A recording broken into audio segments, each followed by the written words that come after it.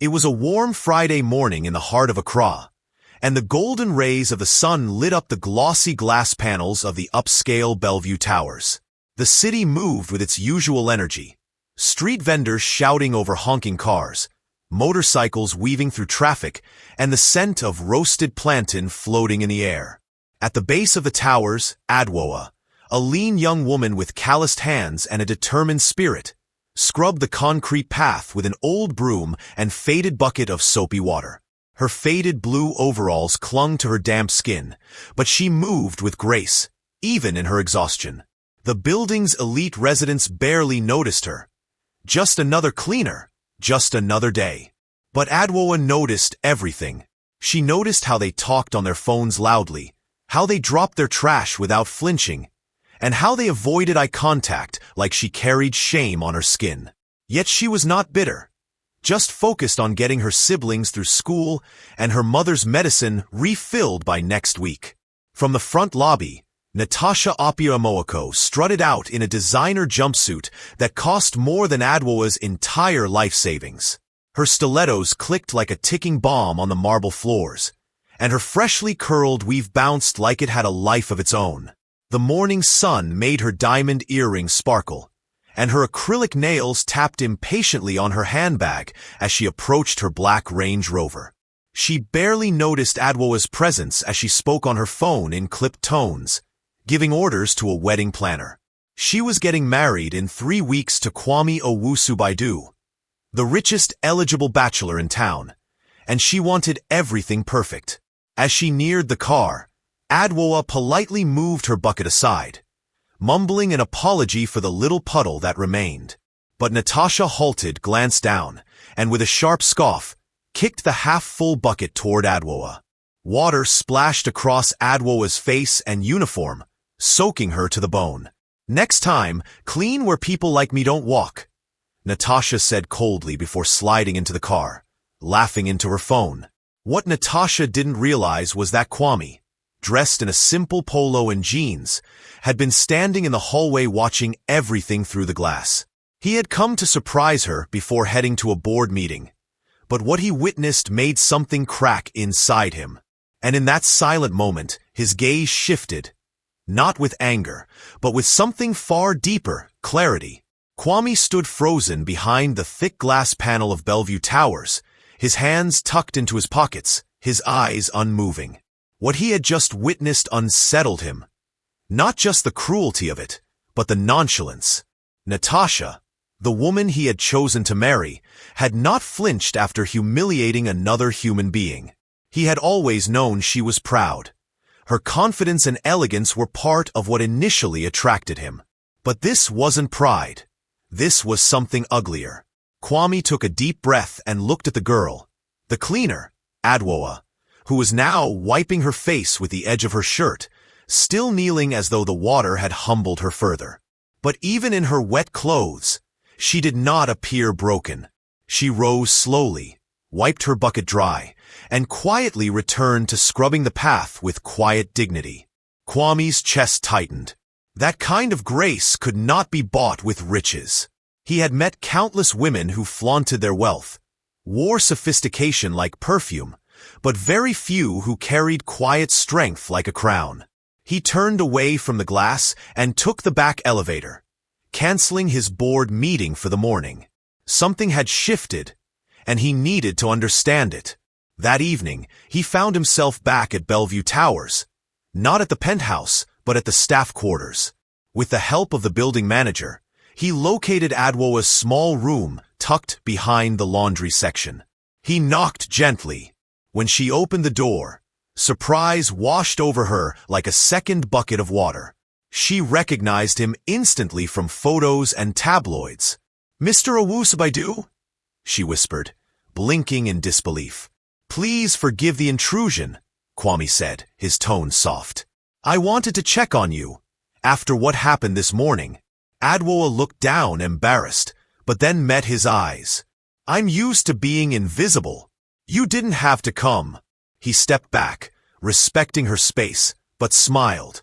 "Maybe it's time someone saw you." She didn't know how to respond. No one had ever said such words to her before. not with sincerity. That night, long after he left, Adwoa lay in bed thinking about his eyes.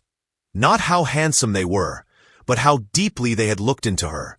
Like he wasn't searching for beauty, but truth.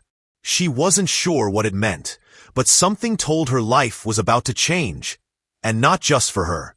The next few days passed like a surreal breeze for Adwoa. She tried to ignore it, to pretend nothing had changed, but everything had. Kwame Owusubaidu had returned twice. Once to bring her lunch, and again to walk with her during her break under the mango trees behind Bellevue Towers. He spoke plainly, not like a billionaire, but like a man eager to understand a life he had never lived. He asked about her mother, her siblings, her dreams, things most people never cared about, especially not the rich. At first, Adwoa thought it was pity, some social responsibility experiment. But his laughter was real, and so was his silence when she told him of nights she spent hungry or days she worked while nursing illness. He never tried to solve her problems or throw money at her. He simply listened. That was the rarest form of kindness she had ever known. And in that quiet space between two very different worlds, something tender began to grow. Natasha, meanwhile, noticed the change like a shift in weather. Kwame was present, but distant. His kisses quick, his responses slower. He no longer spoke of the wedding with excitement. And when she showed him the custom flower arrangements or gold-threaded gown sketches, he merely nodded. At first, she assumed it was work stress. But then came the slip. He mentioned the name, Adwoa, while half asleep on her couch, eyes fluttering in a drowsy confession. Natasha stiffened, her perfectly manicured nails clenching the edge of her cushion. Who was Adwoa? That name did not belong in their world. The next day, she made a quiet call to one of the building's supervisors and confirmed her suspicion. Cleaner girl. Humiliated in public. Now in secret meetings with her fiancé. The thought made Natasha's blood simmer with fury. She, Natasha Apio-Amoako, daughter of one of the wealthiest business families in Ghana, could not be upstaged by a girl who probably had only 2 dresses to her name. She would not allow it. With her pride wounded and her ego threatened, Natasha began plotting, not just to reclaim her man, but to destroy the girl who had dared to catch his eye. Natasha wasted no time. She descended on the building like a hurricane in heels, her energy sharp, cold, and deliberate. The first thing she did was demand a private meeting with the building management, claiming she had a grave concern about one of their workers. With a few false accusations wrapped in sweet smiles, she painted Adwoa as unprofessional, disobedient, and possibly involved in theft. "I'm only doing this because I care about the integrity of Bellevue Towers," she lied, watching their brows furrow with concern. Her family's influence did most of the work. Donations to the estate fund, sponsorships to key executives' children, and free interior consultations through her mother's luxury firm. The next morning, Adwoa was called in and handed a warning letter. She blinked at it, confused. "Insubordination?" she asked softly. "Disruption of duties?" She didn't argue, just took the paper in silence and walked away with her eyes stinging. It was a quiet war. One Natasha fought with weapons dipped in elegance and sealed in power. But she had no idea that her actions were already under watch. Because Kwame had noticed, not just Adwoa's slower walk and weary eyes, but the way the staff avoided her as if told to. When he asked the manager about the warning, he got a vague excuse about protocol. But Kwame had not built his empire by accepting half-truths. That evening, instead of going to his penthouse or calling Natasha, he went to see Adwoa again. She tried to smile, but her shoulders slumped. "They want me gone," she said, no longer able to pretend. Kwame's jaw clenched. "Because of me?" She didn't answer, but he already knew. That night, for the first time in weeks, Kwame didn't sleep. He thought about loyalty, about character, and about the kind of woman he wanted beside him. Not just on his arm, but in his life. Natasha had the looks, the lifestyle, the lineage. But Adwoa had something rarer: integrity. And it wasn't just that she was kind or beautiful. It was that, in the face of injustice, she didn't stoop low or beg for favor. She endured with dignity. By morning, he had made a decision. The wedding could no longer go on. Kwame arrived at Natasha's family estate in East Legon with a kind of calm that unsettles. The house, white walls, towering gates, and imported palm trees, had once felt like the future. Now, it felt like a monument to something hollow. Natasha greeted him with her usual elegance, wearing a silk robe and diamond-studded anklet, her smile tight but expectant. She had sensed something brewing, especially with how quiet he had become. Still, she never expected it would come to this. "We need to talk," Kwame said plainly, declining her offer of champagne. She sat across from him in their favorite lounge, beside the grand piano they never touched. "Natasha," he began, not unkindly, "you're a brilliant woman. You have charm, drive, and ambition. But I've seen something recently that I can't unsee. The way you treated Adwoa. That was not the woman I thought I was marrying." Her smile froze. "You're ending our engagement because of a cleaner girl?" she asked, each word sharp. "No," Kwame replied. "I'm ending it because of what that moment revealed about you, and about me." For a moment, silence reigned, broken only by the distant hum of the air conditioner. Natasha stood, her chest rising. "You're throwing away everything we built. For someone beneath you?" Kwame stood too, placing the diamond ring she had worn so proudly on the marble table. "I'm not throwing anything away. I'm choosing peace over performance. And I'm choosing the kind of love that doesn't come with cruelty." Natasha's eyes burned, but he didn't wait for the final outburst. He walked out, knowing this choice would come with consequences. But some things were worth losing: status, approval, and a wedding in the headlines, for the sake of truth. The news hit across elite circles like wildfire. Within 24 hours, gossip blogs exploded. "Wedding of the year called off. Billionaire Kwame Owusu-Baidu breaks engagement." Speculations ran wild. Infidelity, family pressure, even secret illnesses. But Kwame remained silent. He owed no explanations to a world that only understood wealth in spectacle. Meanwhile, Adwoa remained tucked away, unaware that the storm was gathering around her. She was still battling her own world, keeping her job, helping her mother breathe through another coughing fit, and wondering if she had dreamed up Kwame's kindness. But soon she'd realize. Her life was no longer hidden in the shadows. Adwoa had always believed in keeping her head down, her heart steady, and her mouth closed in the face of adversity. It was how she had survived, how she had endured the long nights of hunger, the condescending stares from residents, and the pitying glances from new cleaners who didn't last beyond a week. So when the rumors started swirling, she ignored them. Even when two colleagues whispered behind her back, even when a supervisor asked if she'd been seeing someone important, Adwoa simply returned to her mop and bucket. But everything changed one afternoon when she was called into the estate manager's office, expecting another warning. Instead, she found Kwame seated there, calm, composed, and smiling gently. "I asked them to give you the afternoon off," he said. "There's something I need to show you." Confused but curious, Adwoa followed him to a car waiting outside. It wasn't the flashy SUV he usually drove, but a modest saloon. And for the first time, she sat beside him as something more than a cleaner. They drove in silence for a while, the streets of Accra rushing past like memories.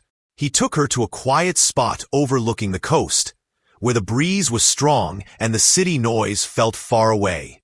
There, Kwame told her everything. About the breakup, about Natasha's manipulations, about the moment he saw Adwoa soaked in water, and something inside him refused to look away. Adwoa listened, her heart pounding. She didn't interrupt. Not even when he spoke of how the wedding had been planned for nearly a year. And then he said it. I don't want a woman who shines on the surface but shames others behind closed doors. I want someone whose kindness is loudest when no one is watching. That someone is you. Adwoa blinked, unsure whether to speak or flee. I'm not polished like them, she murmured. I've never even owned perfume, Kwame. I don't belong in your world. But he took her hand gently. Maybe my world needs changing. Maybe your world is what I've been missing. She looked at their joined hands and felt her world tilt. Not because of wealth or status, but because someone had finally seen her. Not the cleaner. Not the girl with a sick mother. Adwoa. And for the first time in a long time, she allowed herself to smile. Not because life was easier, but because something real had begun. The gossip mills in Accra did not sleep. When Kwame Owusu-Baidu called off his high society wedding, tongues wagged with sharp suspicion. Everyone wanted a reason, and when none was officially given, speculation filled the gap. Photos of Natasha looking elegantly devastated graced tabloids, while talk radio stations debated the possible scandal. But when a blurry photo surfaced of Kwame and Adwoa walking along the coast, her in a simple dress, him in rolled-up sleeves, the story took a new turn. From mop to mansion, read one blog headline. Cleaner girl steals Ghana's billionaire heart, said another. The internet, quick to divide, exploded with contrasting opinions. Some romanticized it as a Cinderella story. Others dragged Adwoa's name through the mud, questioning her motives and labeling her an opportunist. She was still working at Bellevue Towers when she saw the headline flash across a co-worker's phone. Her hands trembled as she rinsed her mop. The stares from colleagues grew colder, some laced with mockery, others with jealousy. Her supervisor pulled her aside. Maybe take a few days off, he suggested. More for the building's peace than her well-being. That evening, she sat on the edge of her mother's hospital bed, unsure how to explain what was happening. Kwame knew the storm would come, but even he was surprised at its intensity. His PR team begged him to issue a statement, but he refused to make Adwoa a spectacle. Let them say what they want, he said. I know my truth. Still, he could see the toll it was taking on her. She stopped answering his calls for a day. When he finally found her again, she looked at him with tired eyes. I didn't ask for this, she said quietly. I didn't ask to be your story. Kwame held her gaze. You're not a story. You're a person I care about. And if we're going to walk through this, we walk through it together. But Adwoa wasn't convinced it was that easy. She had seen too many promises crumble under pressure. They think I trapped you, she whispered. That I'm a gold digger. He sighed and stepped closer. Then let's give them nothing else to say. No apologies, no interviews. Just two people choosing each other. That's stronger than rumors. In that moment, she realized what frightened her wasn't the noise outside. It was how deeply she had begun to care. And that made her want to run. Or stay. She wasn't sure yet.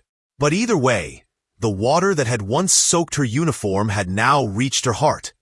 And it was stirring something she could no longer ignore. The following week brought unexpected quiet. The tabloids found new scandals, politicians stirred controversy, and Ghana's short social memory moved on. But for Adwoa, life didn't return to normal. It simply reshaped. She no longer reported for cleaning shifts. The building management, under pressure from Kwame, placed her on paid leave until further notice, though the whispers behind her back never truly stopped. Yet instead of using that time to hide, Adwoa began to reflect. She walked through Makola Market again, shopped for herself with the few savings she had, and took her mother for a full health checkup. Kwame had insisted on covering it all. She wanted to reject the help at first, but watching her mother breathe easier for the first time in months softened her resistance. Still, she hadn't seen Kwame in days. He gave her space, but not silence, sending thoughtful notes, books he thought she'd like, and even a small package containing a pair of simple pearl earrings. No promises, just gestures that said, "I see you." Then, one afternoon, a black envelope arrived at her door. Inside was a gold-edged invitation. "You are cordially invited to the Owusu Baidu Foundation Annual Gala. Your presence would honor me." Kwame. Adwoa stared at it, unsure whether to laugh or cry. A gala? Huh? She imagined the hall filled with powerful women in gowns that cost more than her family's rent for a year. She imagined their stares, their thin smiles, their barely veiled contempt. But something inside her, call it pride or maybe growth, said she had just as much right to stand in any room as anyone else. Still, she panicked over what to wear, until her mother, with tired but glowing eyes, opened a small wooden chest and pulled out a deep emerald green cloth. "This was your grandmother's," she said. "She wore it when she met the Ashanti king." With trembling hands, they found a local seamstress who worked overnight, creating a dress that was elegant, modest, and uniquely Adwoa. The night of the gala, as she stepped into the hall lit with chandeliers and dripping with luxury, heads turned, but not with laughter. She was no longer the cleaner girl. She was the woman who had walked through storms and now stood on her own. At the far end of the room, Kwame spotted her. And for the first time since their worlds collided, he didn't walk toward her. He waited, letting her take each step herself. When she finally reached him, he whispered, "You look like the answer I didn't know I was praying for." And in that moment, the girl who once washed floors met the man who was ready to build a future. On equal ground. The gala was alive with the kind of glamour that only Accra's elite could command. Crystal glasses tinkling, dresses sweeping the polished floors, and conversations laced with veiled ambitions. Yet among the murmurs and glances, Adwoa moved with a quiet confidence that silenced many before they could even whisper. As she mingled, she caught snippets of conversations, some curious, some judgmental, but most tinged with surprise. "Is that really her?" a wealthy socialite whispered to her friend, eyes flickering with disbelief. From the cleaner's quarters, another older gentleman, seated near the champagne table, shook his head in amazement. "You don't see this every day. To think Kwame would choose someone like her." Adwoa smiled politely, but kept her focus on Kwame, who stood by the stage preparing to give his speech. She felt his gaze find hers, steady and warm, as if telling her silently that she belonged there. The words he spoke were not the usual philanthropy platitudes, but a heartfelt declaration about the power of dignity and kindness in transforming lives. When he finished, applause rippled through the room. But it was the moments after the speech, in the hushed conversations and shared glances, that changed everything. But not everyone was pleased. Natasha, hidden behind a pillar with her circle of loyal friends, watched with clenched fists and a heart burning with rage. Her carefully crafted life was unraveling in front of her, and she was determined to reclaim her throne. "This isn't over," she hissed, eyes blazing. She had already begun planning her next move, which involved digging up anything she could to discredit Adwoa. Old rumors, forgotten mistakes, anything that could sway public opinion back in her favor. But Kwame was not a man easily shaken by scandal. He had learned the hard way that power was nothing without purpose. As the gala wound down and guests began to leave, Kwame and Adwoa slipped away quietly, hand in hand, leaving behind the glittering crowd and their whispers. Outside, the cool night air was a balm. Adwoa looked up at the stars and realized that despite everything, she was no longer invisible. And Kwame, once lost in a world of appearances, had finally found the clarity that only truth can bring. The days following the gala brought a sense of calm, but also a test neither Adwoa nor Kwame could ignore. Natasha had not disappeared. Instead, she had sharpened her resolve like a blade hidden beneath silk. She unleashed whispers and subtle attacks through social media and business contacts, hoping to fracture the fragile bond growing between the billionaire and the cleaner girl. Adwoa noticed the cold shoulders at the market, the avoided glances in church, and even the quiet judgment from her closest friends. For the first time since meeting Kwame, doubt crept into her heart. She wondered if she was fooling herself, if she truly belonged in this world of power, prestige, and poised smiles. One afternoon, as they sat in Kwame's office high above the city, she voiced her fears. "Kwame, what if this us is just a dream? What if I'm nothing but a distraction to you?" He reached across the mahogany desk and took her hand gently. "Adwoa, you're not a distraction. You're my grounding. I don't want a dream. I want reality. I want us." His voice was steady, unwavering, but the weight of their choices was clear. They were not just fighting public opinion. They were challenging a society that still valued wealth over character. The test came sooner than expected. During a high-profile business dinner, Kwame's mother arrived unexpectedly with Natasha in tow. The room, already shimmering with power suits and polished shoes, grew tense as whispers spread. Kwame's mother, a woman who had built their family empire with ruthless grace, made it clear she disapproved of the new direction her son was taking. "Adwoa dear," she said with a smile that didn't reach her eyes, "this is a world where pedigree matters. Your background is, well, complicated." Adwoa's cheeks flushed, but she held her ground. "I may not have pedigree, but I have integrity, ma'am. And I believe that matters." Natasha, seizing the moment, smirked and added, "Some of us were born into this world, others stumble into it." The words hung in the air like a challenge. Kwame stood and faced them both. "This world will change if we have the courage to change it. I choose Adwoa because she shows me the future, not because of what she was." The room fell silent, and in that silence, Adwoa realized that their journey was only just beginning. Adwoa's days began to shift in rhythm and purpose, weaving together the threads of her past and the new life forming before her. She remained grounded in the modest home she shared with her mother in East Legon, where the scent of herbal tea and soft laughter filled the small rooms. Kwame's presence was a steady force, not one of grand gestures or flamboyant displays, but quiet support and genuine care. He visited often, sometimes bringing books on leadership and history, other times simply sitting with her as her mother shared stories of resilience and hope. Adwoa learned to navigate the world of privilege with humility and grace, discovering that dignity was not about wealth, but about the strength to remain true to oneself. Yet, she also felt the subtle pressure of transformation.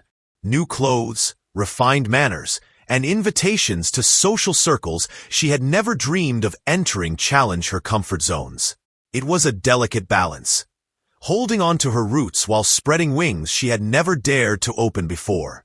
Kwame watched her with pride and awe. He saw the woman who once scrubbed floors with tired hands now standing tall in rooms where decisions were made. But he also saw her struggles, the quiet moments of doubt, the pangs of loneliness when the world seemed cold and unwelcoming. One evening, as they walked through Kwame's garden under a sky brushed with stars, Adwoa confessed, "Sometimes I feel like I'm living two lives, the girl who survived and the woman I'm trying to become. What if I lose myself in the process?"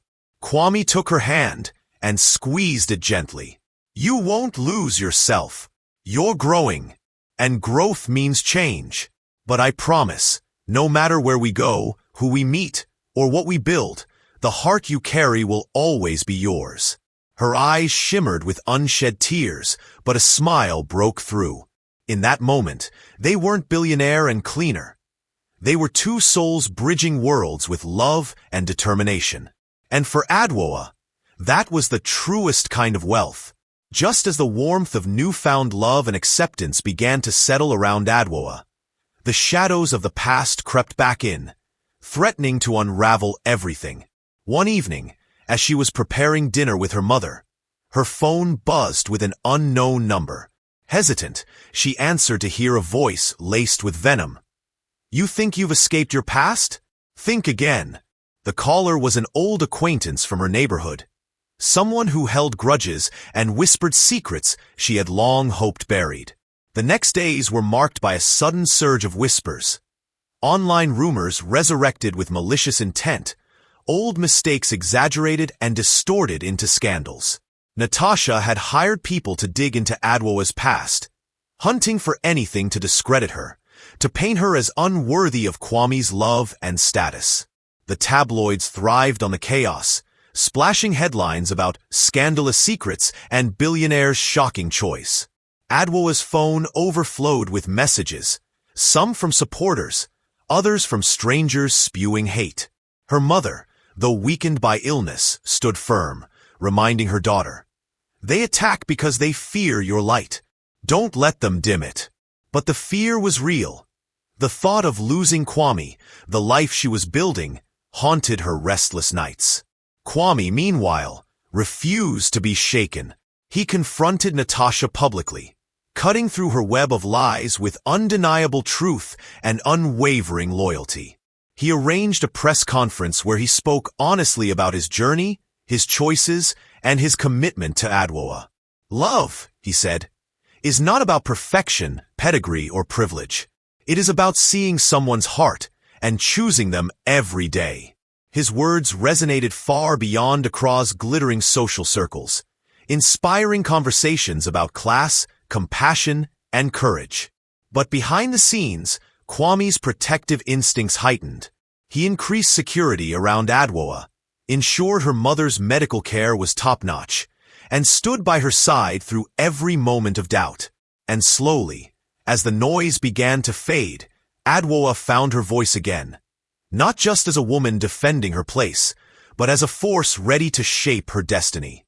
The road ahead remained uncertain, but with Kwame's hand in hers, she felt ready to face whatever storms would come. The scandal had passed like a storm, leaving behind a clearer sky and new growth. Adwoa found herself at the center of a movement she hadn't anticipated. A quiet revolution challenging the rigid social divisions that had long defined Accra's elite and its working class.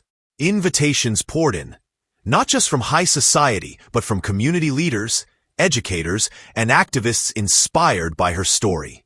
She began speaking at events, sharing her journey not as a tale of wealth or luck, but as a testament to resilience, dignity, and the power of kindness. Each speech was a bridge built between worlds that too often remained separated by walls of judgment and misunderstanding. Kwame stood beside her, not as a protector but as a partner, learning as much from her as she did from him. Together, they launched a foundation aimed at providing scholarships and mentorship to young girls from disadvantaged backgrounds. A mission born from Adwoa's own experiences and Kwame's desire to make lasting change. But the work was not without its challenges. Some in the upper echelons viewed their efforts with suspicion, uncomfortable with the idea of shaking up the status quo. Board meetings were tense, and funding decisions sometimes stalled. Yet Adwoa's presence, once seen as an anomaly, began to symbolize hope. Her mother, now recovering steadily thanks to improved care, often attended the events, her proud smile a quiet reminder of the journey they had endured together. One afternoon, while visiting a school supported by the foundation, Adwoa met a young girl named ESI who reminded her of herself, determined, bright, and unafraid to dream. As they spoke, Adwoa realized that her story was no longer just about her. It was about the countless others waiting for a chance to rise. In that moment, the arrogant rich lady who had splashed water on her faded into a distant memory, replaced by a woman forging a future where kindness and courage were the true currency of worth. The seasons changed, and with them came a transformation not only in the city, but within Adwoa and Kwame's lives. Their love, tested by fire and forged in resilience, grew deeper and more unshakable. The whispers of scandal had long since faded, replaced by stories of partnership and progress. Together, they moved beyond the walls of wealth and poverty, building bridges where once there were chasms. Their foundation blossomed into a beacon of hope, reaching farther than either had imagined and drawing support from unexpected quarters. Adwoa, once a simple cleaner with dreams too large for her small world, now stood as a symbol of possibility, proof that dignity and determination could rewrite destinies. At the gala marking the Foundation's 3rd anniversary, Adwoa spoke with quiet strength, her voice steady as she thanked everyone who believed in a future where love and integrity triumphed over status and prejudice. Kwame listened from the side, pride swelling in his chest. The man who had once measured success in numbers now measured it in lives touched and hearts changed. After the speech, under the soft glow of lanterns in the garden of their home, he knelt before Adwoa with a simple ring, a circle of gold and promise. "Will you marry me?" he asked, not as a billionaire proposing a merger, but as a man asking for a partner, a teammate, and a love that had transformed him. Tears shimmered in Adwoa's eyes as she nodded, overwhelmed by the journey from dirt-streaked clothes and sneers to this moment of grace and hope. Their kiss was not just of passion, but of commitment. To each other, to their dreams, and to the future they would build together. And as dawn broke over Accra, it wasn't just a new day for the city. It was a new dawn for two hearts that had dared to change everything. The wedding was a celebration unlike any Accra had seen. An exquisite blend of tradition and modernity, of humble beginnings and grand dreams. Held in a lush garden decorated with vibrant Kent cloths and delicate white lilies, the ceremony was a testament to unity and transformation. Friends from Adwoa's neighborhood sat beside dignitaries from Kwame's business empire. Laughter and music filled the air, weaving a tapestry of shared hope and joy. Adwoa, radiant in a dress sewn with threads of gold and green, walked down the aisle not as a cleaner or an outsider, but as a queen of her own story.